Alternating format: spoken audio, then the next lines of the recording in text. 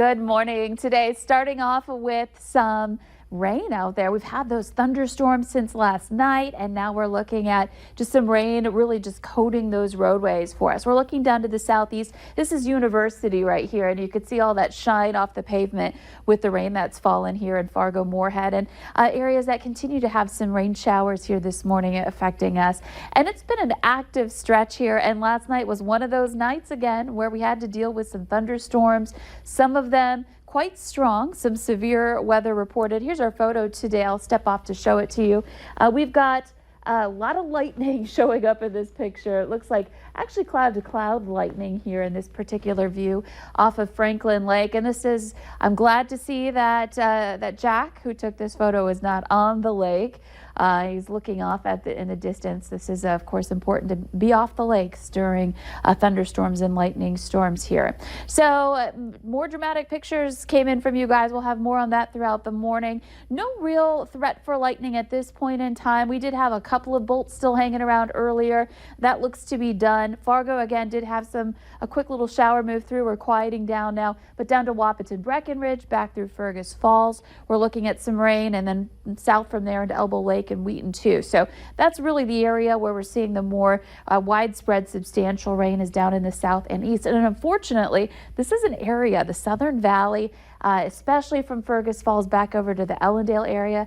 We're just so waterlogged down there. We've had so much rain in some of those places. So getting more of that here this morning. Up to the northeast, we had some rain there too. That is moving on out of here, and we're starting to already see some clearing going on in Devil's Lake and back over toward the Jamestown area too. We're going to expand the view and show you that this is one of the main areas of rain and thunder in the region, but there's also some rain and thunder south of Pierre, parts of the Black Hills experiencing it, south of Rapid City as well. So if you're traveling today, you may run into some of that, especially heading down I-94 toward Minneapolis. So here's a look at our temperatures right now. Warmer to the southeast, we're at 71 in Park Rapids. Up to the north and west, up in Devil's Lake, we're at 58. In between, it's 63 in Fargo.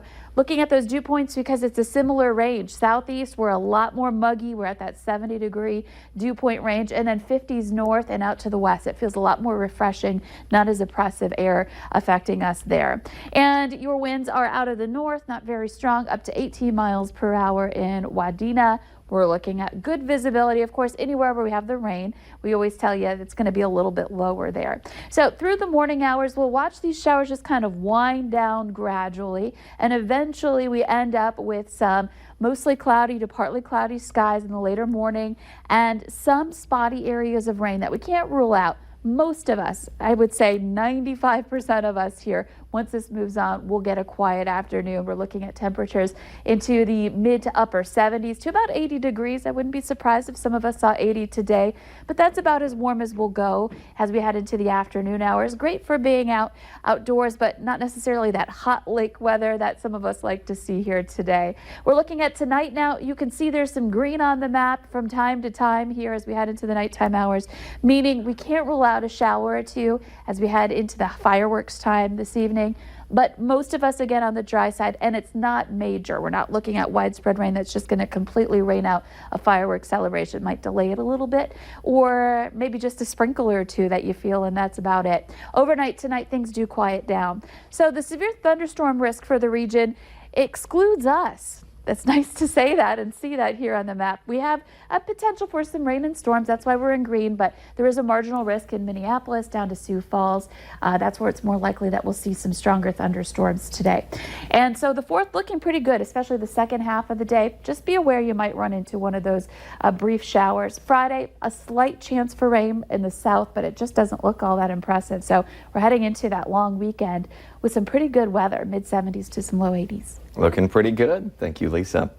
And Lisa just mentioned it. You can't have the 4th of July without the fireworks. And if you're not sure where to head to watch them tonight, we'll show you a great place down at Bonanzaville. Details on that coming up.